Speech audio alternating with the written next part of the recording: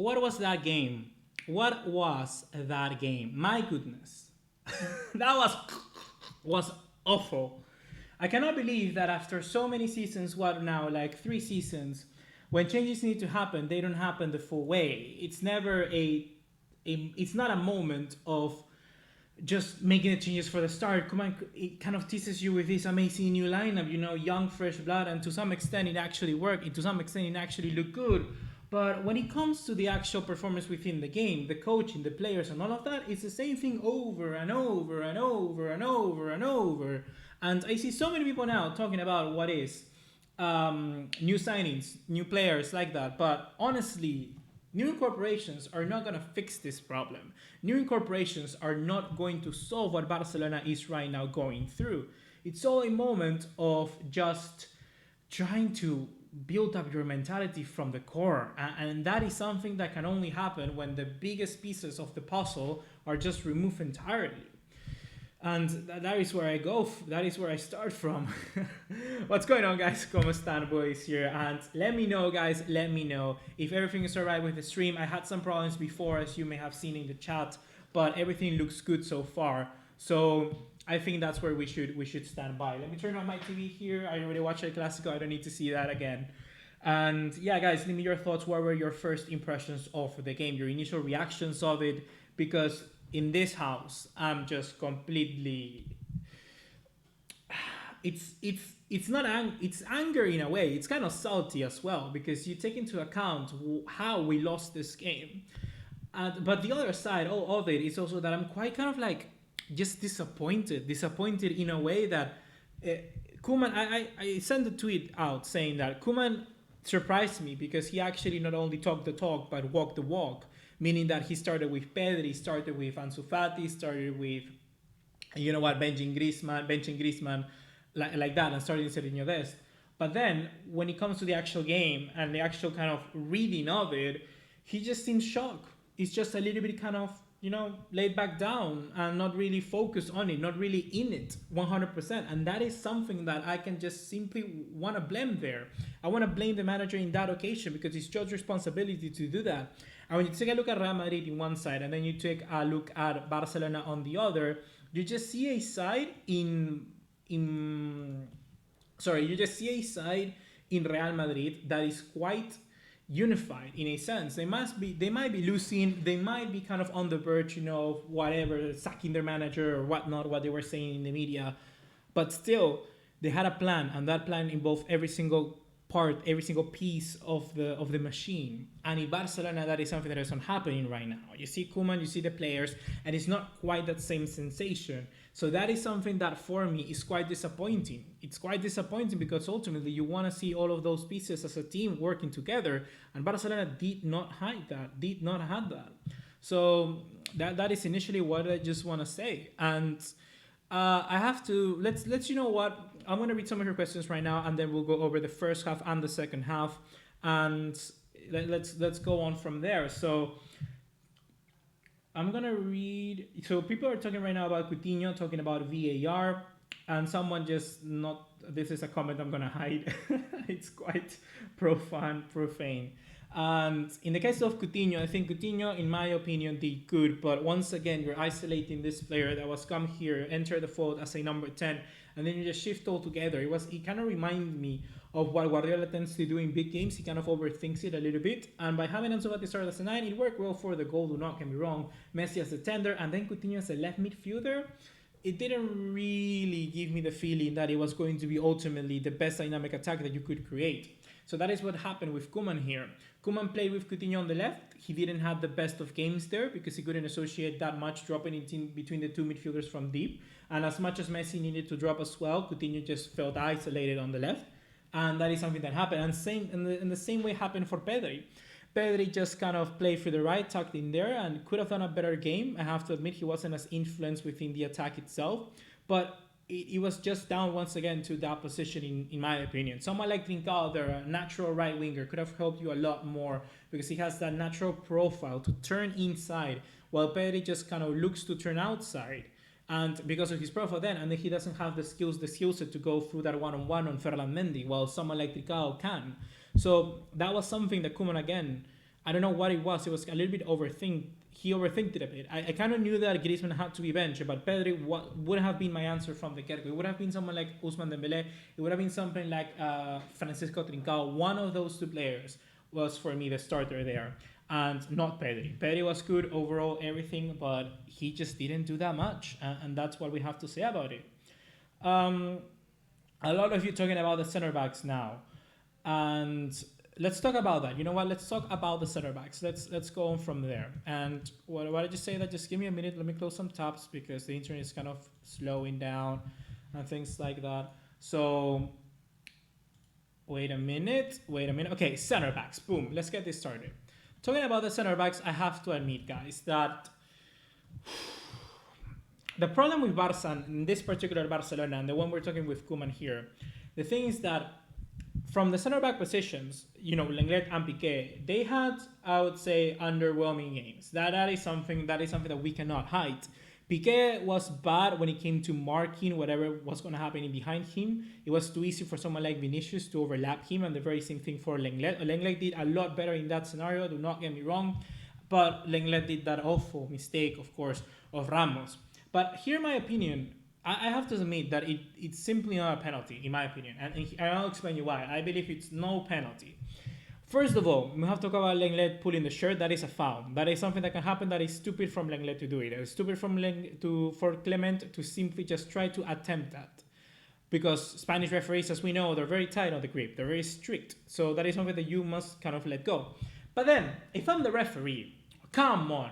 If I see, literally, a player being pulled from the shirt like through the right, and then you jump off the left, that doesn't make any sense. That is literally Ramos defying the laws of physics. And I cannot in my right mind be able to condemn that action for that. And that is my opinion on it. Like from a rule and everything perspective, yes, it was a foul. That is something that I like did, but come on, that is so stupid. That is so dumb. You're basically letting know that accentuating a penalty and doing more things to make that happen is valid in the game. And that is something that it shouldn't happen. So that is where I come from my perspective on this. The referee shouldn't have been given that penalty. Not even close. That is literally Madrid at its fullest. I'm not saying that they won because of it, but it was a clear shift in the game. Because after that, Barcelona just collapsed and looked out for the knockout. Barcelona had the ball a little bit more, but never really concrete any of those chances. That's when Koeman needed to introduce the new substitutes.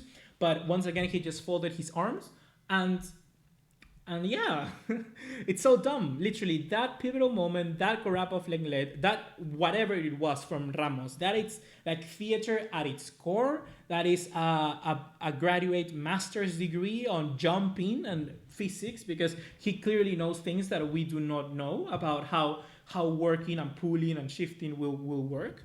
Literally, like, come on, if you grab this, if you grab my shirt like this, you know, and you pull it, I'm gonna be pulled that way. I'm not going to be pulled this way. That makes absolutely no sense. And then he just... Oh, my God. The way that he jumped. Es de puta madre. No fue un foul. No fue un penal. La concha de su puta madre, man. I cannot describe... I don't know how to say it, man. It's just so dumb. It's so stupid. Oh, my God. Like, if I was a referee, I cannot simply condemn that penalty. I cannot. It's so dumb. It's so dumb. But yes, and indeed, Lenglet, like, he should have done that. You need to understand that everything is watching now. And I think that's what Koeman was talking with the referee at the end. Because if you see Koeman there was talking with Antonio, I don't know what's his last name. I think it's Martinez. Like, who cares? He was talking there, and he was kind of going at it because that is dumb. That is dumb. And I agree, X Prime 10, I agree. How the fuck was that a penalty? I have no idea. I'm going to get demonetized because I've been saying the F word so many times. But that's what just Sergio Ramos does to you, isn't it? He's such a WHORE. Oh my God, he's such a puta, man. He's such a fucking puto. Oh my God, okay. So let's see. Okay, Nimpun Sharma, thank you for the £2. Incredible from you. Chelsea fan, I see the badge.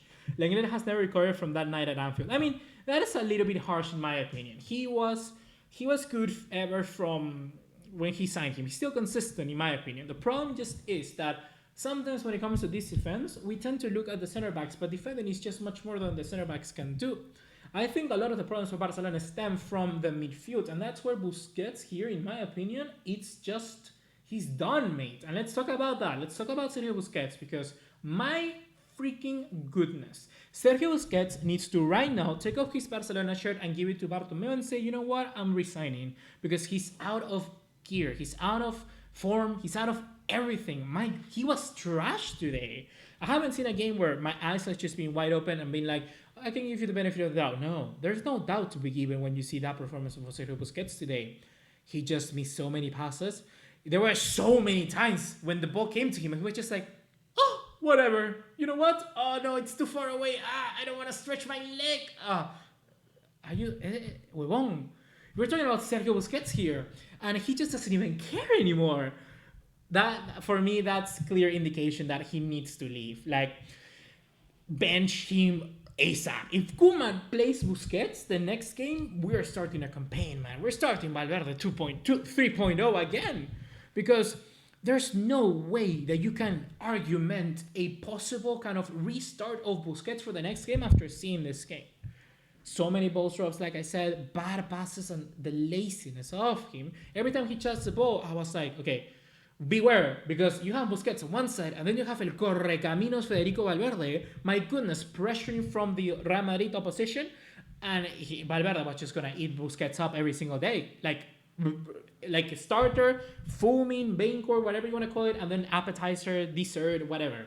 He ate him up completely. Every time Federico Valverde was on track, and Federico Valverde is such a wonderful player, and it's so unfortunate that we are not able to have a player like him in our team. We could potentially have that in Ricky Puig, Carlos Aleñá. We just need to see how they develop. But my goodness, he was just such a pain. He was such a problem, and we couldn't deal with him. And that is the thing with this Barca team. We do not deal with simply teams that want it more. Because today, Real Madrid want this result more. Casemiro was shouting. Ramos was commanding from the back. Where is that at Barcelona? I don't see that. I don't see them. I don't see the blood boiling. And that's what you need to have. It's not that hard. It's something that you are passionate about. It's like if this player didn't even want to be here. And that is the thing. You need to be able to come outside, be whoever you are, and just speak. Just speak your mind out and command the team from the get-go. That is what needs to happen. Because overall, it has just been absolutely atrocious. We don't have that in our side. And that ultimately is one of the things that I believe is hurting this Barcelona team the most. It really, really is. The idea of just having a side that it's not, what do you call it? It's just a passenger. That's the word for me to say. It's a passenger of the game. They're just there watching. So, guys, I'm going to go back to the chat now. And we're going to be taking a look at it now. But if you can, in the meantime, drop us a like for this live stream, guys. It's really, really important for us here on the channel. Drop it a like, share it with your friends, subscribe if you want to see more content on here, more match live reactions like this one, but continue with the support. You guys have been amazing so far, but smash that like button like that. But now I see Phoenix plays. He has been kind of spamming here or there, but it's no problem. He says, what do you think of Serginho's Dest performance? So I think actually it's good to talk about him, because Dest for me is the best encompass of a player so far in the team. Why? Because he has this perspective that he just doesn't give a crap about anything. And that is something that I like, because he's been able to play the way that he normally plays without any pressure, without anything, because he just simply doesn't give a fuck. And that's the thing about this so far that I really, really enjoy. I was kind of nervous, honestly, because, okay, let's be honest. When I see Dest, I see a player that is kind of like, maybe a little bit, not shy, but it's going to be hard for him to impose himself in a new team, in a side where you have all of these big names, because you're kind of like the American, the outsider, things like that. But no, he has managed to come in and just, once again, like I said, don't give a crap about anything. And he was able to dribble. He didn't care who he was in front. He dribbled past Ramos and I don't know who else. And then he just kind of grabs the ball. He puts his face on to clear it, to intercept the ball. Everything that he did was without care in whatever. And that is what I like about him, because he's just kind of isolated completely from the problems that right now are happening at Barcelona. He's living his dream. You know, he's the right back for Barcelona. The number 2, the legendary status of Dani Alves is falling off his shoulder, on his back. and he just doesn't care. And that is great to see. That is great to see from Sergio Dest. I think he has been absolutely incredible so far in this kind of run, in these 3 games that he has been able to start. He was pretty good. He was real good against Real Madrid. We have to start him again. And it was also a bold decision from Koeman to go with him, and it paid off. That was one of the decisions that 100% paid off. Mehdi Moro says, Braithwaite is better than Griezmann for us. Look, I don't know who said this, but I also read it. One of you in the chat said that 10 minutes, 0 touches. I don't know if that's true. Let me check. You know what? Let's go. Let's go to who scored. Give me a minute. Who scored? Give me a minute. Oh my God. I don't want to see Liverpool, Sheffield United. Who cares about Sheffield United? ¿Dónde está? Okay, here. El Clásico. Busquets sayonara. I agree, Blades. I agree, man. He's so trash. He's so trash. There we go. Okay, I don't know if you can see it here properly, but let me see if I can zoom this a bit more for you guys. Let's go. There, that should be better. Okay, so here we can analyze a bit of the things that happened in today's game. I want to open the touches because that is actually kind of important for us. But where can I see the touches? My God, I could swear to God that we could have seen the touches. Like, I swear to God. Hello to Griezmann here. Possession. Do you tell me anything about possession? Okay, just look at this, for example. 0.1 possession of the entire game. that is stupid. But he did manage some. He did manage how many passes? How many passes are you going to tell me that you managed? Anton Griezmann, 100% accuracy in passes because you only made total passes 24, accurate passes 18. So it's not fake that he didn't have any touches. But the reality is overall that, my goodness. Anton Griezmann is, once again, like this team is reaching a point where we cannot simply just continue to start him. He's such a liability to this side, and he's just underwhelming.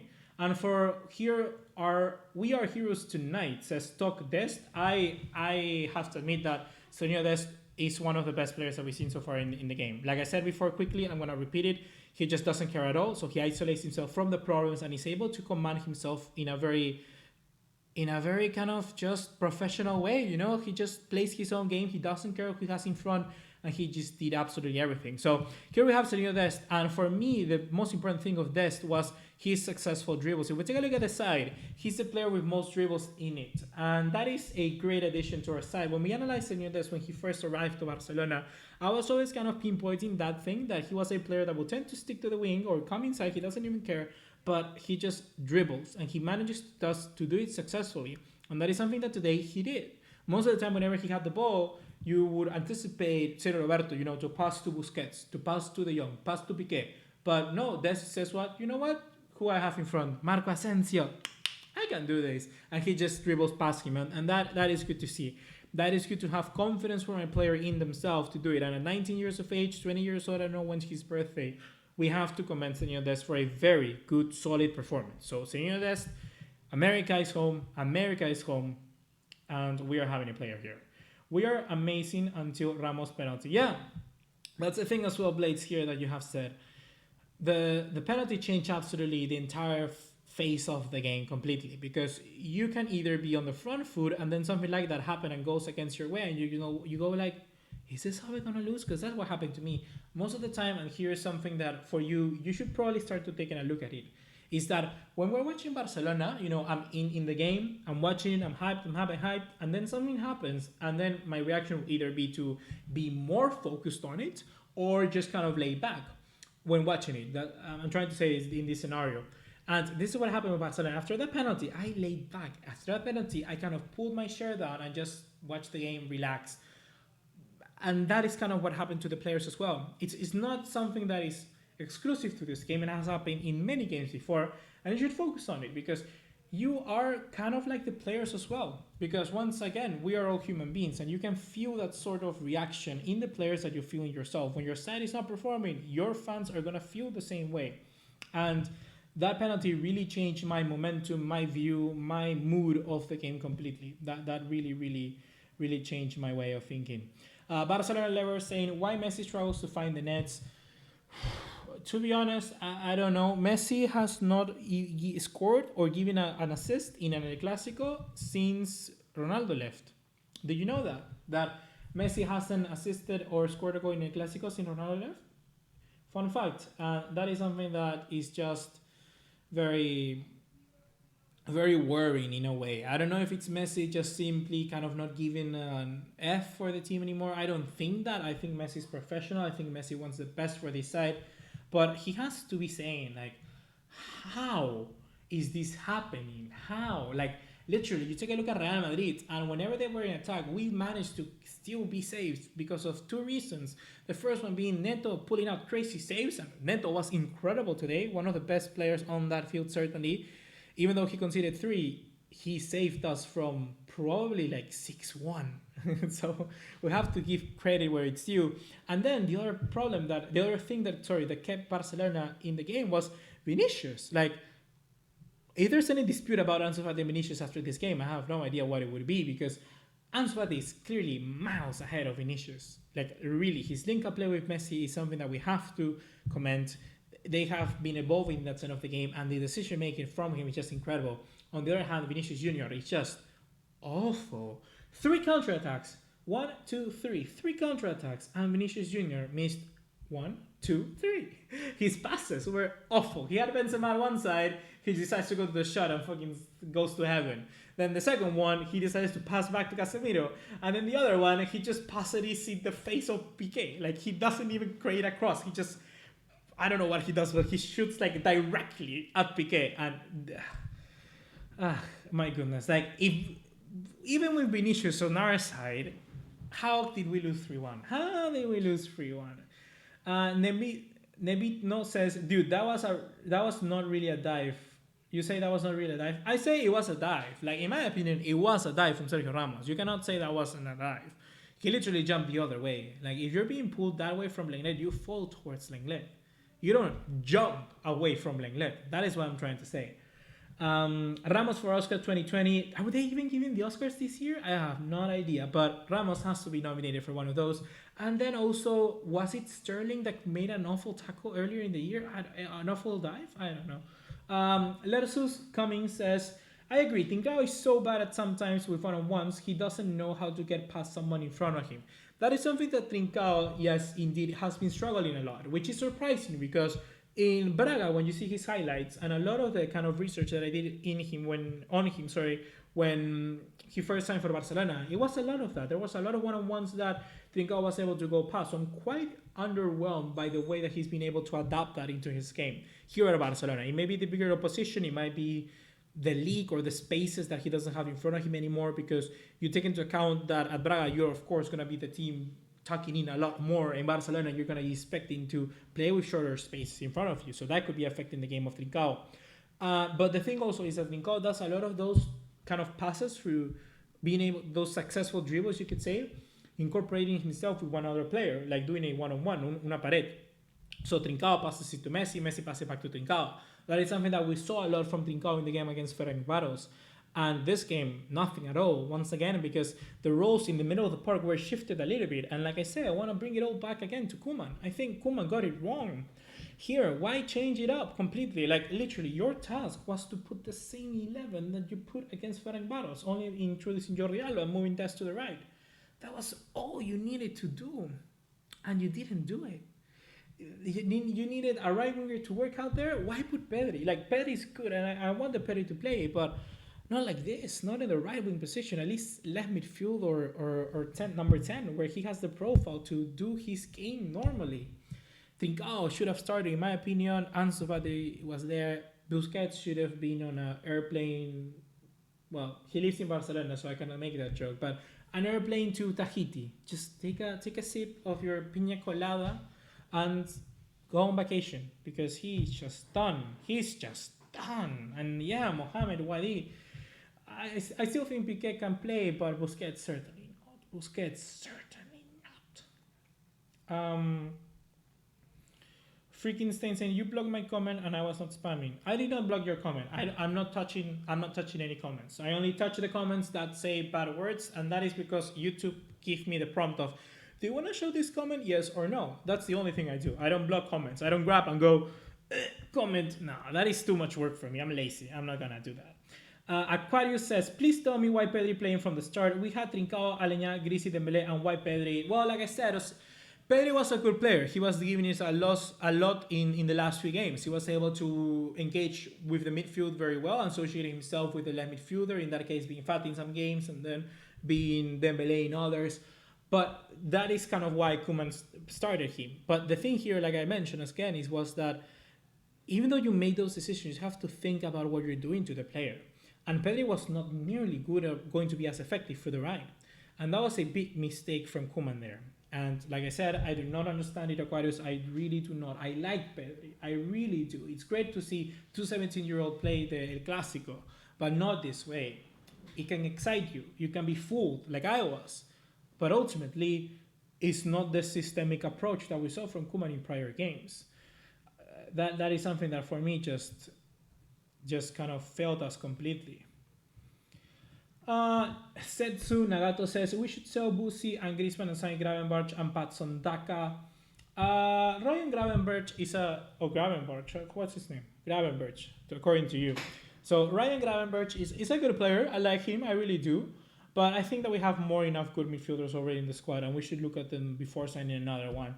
And in terms of Patson Daka, I haven't seen too much of him. I know he has been killing it at Salzburg, but it seems that still the targets are going to be Lautaro Martinez and Memphis Depay, so that's where it is. People are saying Pjanic and Araujo for the next game. Yeah, I would say so. What's the next game? For Barcelona? I have absolutely no idea, to be honest. Let me take a look. Barcelona versus Real Madrid. Upcoming fixtures. Oh, yeah. I know what's going to be the next game. The next game is Juventus. I don't know how I forgot, man.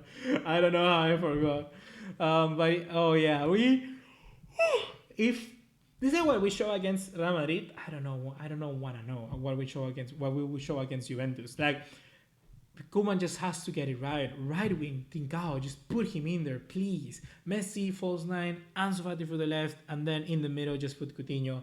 Because Coutinho on the left didn't work whatsoever as well. And the thing about Ansu Fati is that even though he was effective a lot of the time, I like him on the left wing. You know why? Because sticking to that left wing position, he keeps himself organized. Because he's able to just simply understand when to kind of push through. It keeps him tight. It keeps him on the wraps. And that is what we need for this young player. Because in the middle, he was kind of a little bit lost sometimes of when to see the pass, when to tuck inside. And the line just helps you a lot with that. So for now, Ansu Fati, I honestly would think is much more effective as a left wing. But eventually, the transition into the middle will happen. Will happen no matter what. But for now, just the wing would be good.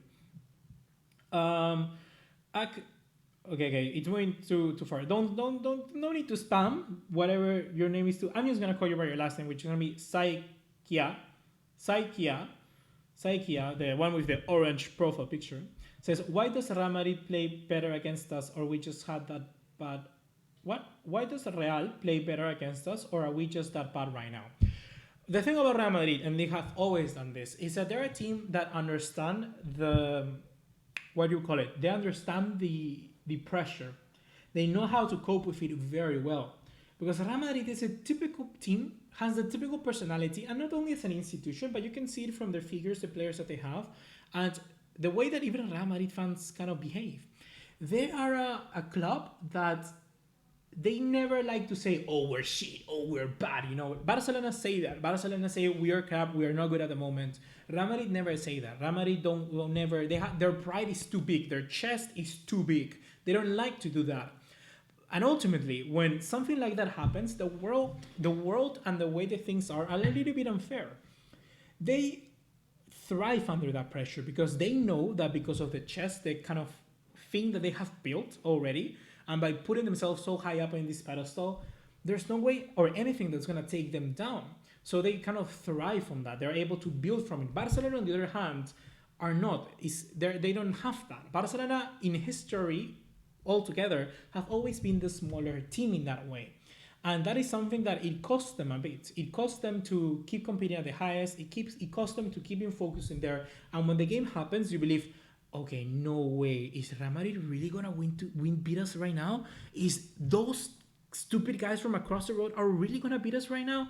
And they do, because they don't ever fall into that. Real Madrid are just too in over their heads, their own thoughts. They're too in them. They have too much pride for crying out loud that they don't suffer the same way that Barcelona do. Barcelona are a little bit more fragile in that way.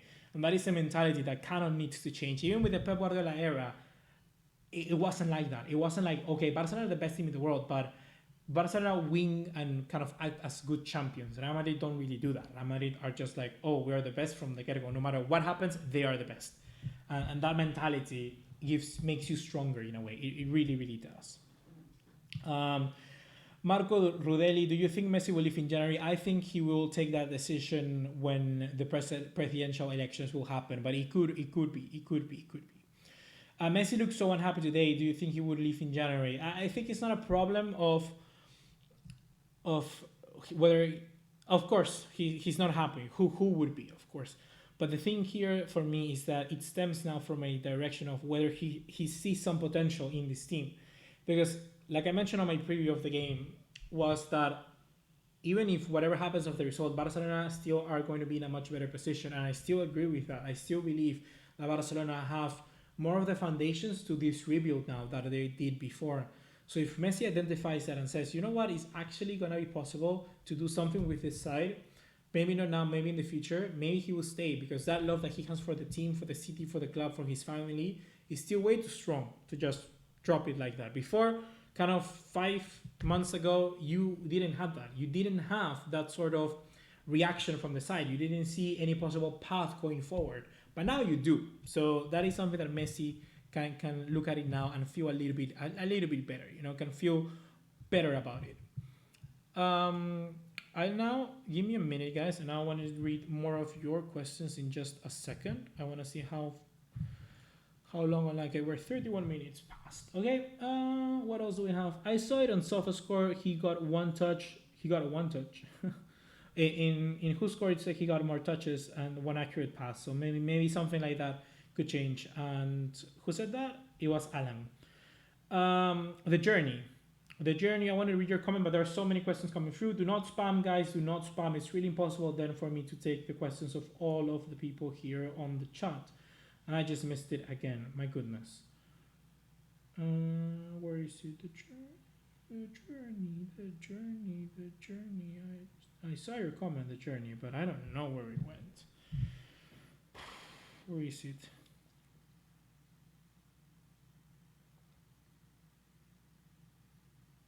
I apologize, the journey. I don't see your comment again. I really do not see your comment again. Mohamed Wadid saying Madrid didn't spend a single penny in the transfer market just to spend in money in refs. I mean, that's a good comment, but you don't have to spam it. It's not that incredible for comments. It's good, but it's not a 10 out of 10. Ricky Puig, he should have played. Do you mean Ricky Puig? Because your name is Ricky Puig, do you mean he should have played? Barca defense are so unaware. I agree. The defense was so bad. So bad. Phoenix play. Do you think Dembele should only play right wing instead of left wing? I want to see Ansu Fati and Dembele in both wings. I think that could be a deadly presence. Seeing that we have Coutinho and Messi in the middle right now, and they're kind of like a more solid, kind of just based on acceleration type of combination. Seeing Messi and Dembele and Ansu Fati with the pace that they have, it could be a very deadly force. It could really be a very deadly force. Setsu Nagato saying, in your opinion, how should Barca be fixed? Should we consider selling Griezmann? Oh my god, stop spamming, guys. Stop. I'm getting annoyed. Griezmann and Dembele, consider selling Griezmann and Dembele and get good players. I think Dembele is fine. I think he's fine to play. I don't think we need to sell him, Dembele. But Antoine Griezmann, I do feel that he needs to go away because there's literally no way so far with Messi in the side that we can incorporate him within it. I really do not see it whatsoever. And it's not helping to his kind of mentality that we're kind of benching him for one of the biggest games of the season. So he probably can decrease more than we are seeing right now. And that is a problem. So I feel selling Griezmann would be the right way to start something new there. And then buy someone, be Depay, be Lautaro Martinez, one of those two players. And then most importantly, just have time, have time to rebuild this side and make the decisions that need to be made. Like Piqué and Busquets are two of the players that already need to start transitioning a bit more. For me, Busquets now is the clear candidate to just get benched and never see him again. Like literally, the way that he performed today was not at scratch whatsoever. So that's something that we just need to fix. Busquets needs to go out, get Pjanic in there or get somebody else in there, and then Piqué start rotating him more. Get Araujo more minutes, play Araujo 1 every 2 games, like that. That's the way that we're gonna progress as a side. It's all going to be time. I think Koeman is a good manager. At heart, I think he's a good manager. But today, I don't know what happened. Even the best of people can make the worst of mistakes. I don't know what happened today, but Koeman needs to try and fix it. Needs to try and understand, reflect on what it happened, and then he will do. Because I think he will. Like I'm not sad. I do not think that it's gonna be the worst end for us going forward. I do not really see that. But we just have to learn from our mistakes. Any updates on the vote for confidence? I'm not really following that much. I'm kind of more of where you are guys on that. Just following Twitter, seeing what Hagrid FCB has to say or other news outlets out there. Well, Hagrid is not a news outlet, but you know what I mean. Yes, Koeman is so bad when things aren't going our way. He needs to definitely improve and keep the bloody consistency. Yeah, that's something. Like, keep your focus, man. Keep your focus, because that is where he needs to understand. Like, he's a good manager. He makes the right decisions from the get-go. But when the game goes on, he kind of loses it a bit. He kind of starts thinking of too much and never really goes with his gut. And that is something that he needs to do more. He needs to do that more. Do you think Koeman trusts Dembélé?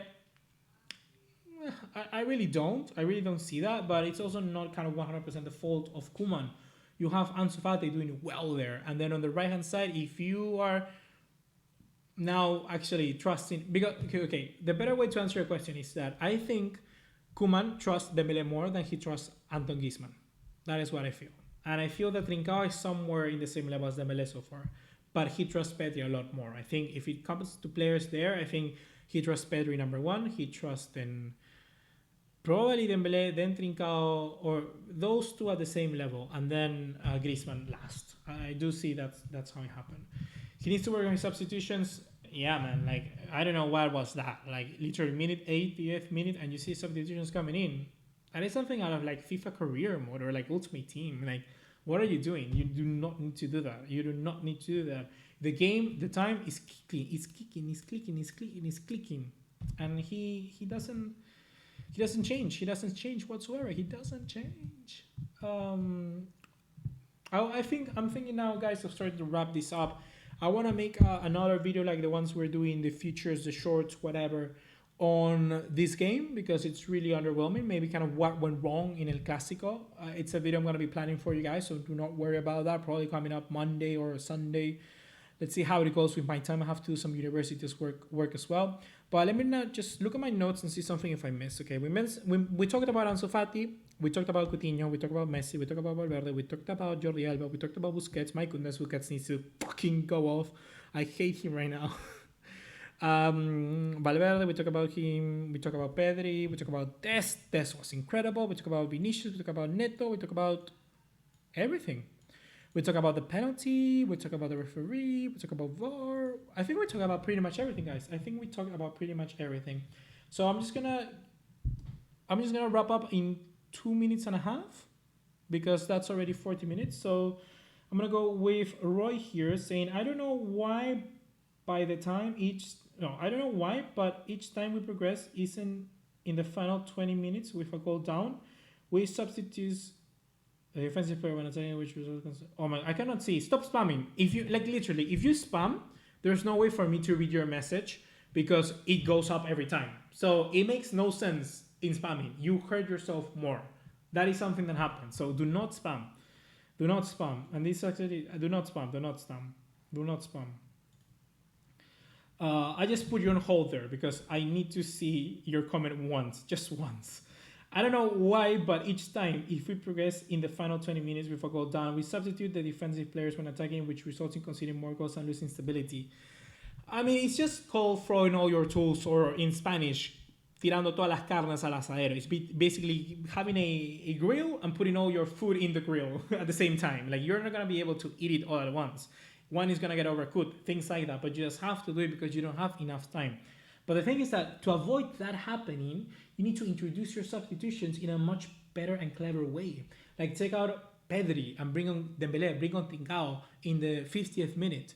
And then he starts to settle into it. Because if you put 4 players from the get-go in the last 10 minutes, you're just going to, like you said, destabilize the entire team. So that is something that you have to kind of just read more.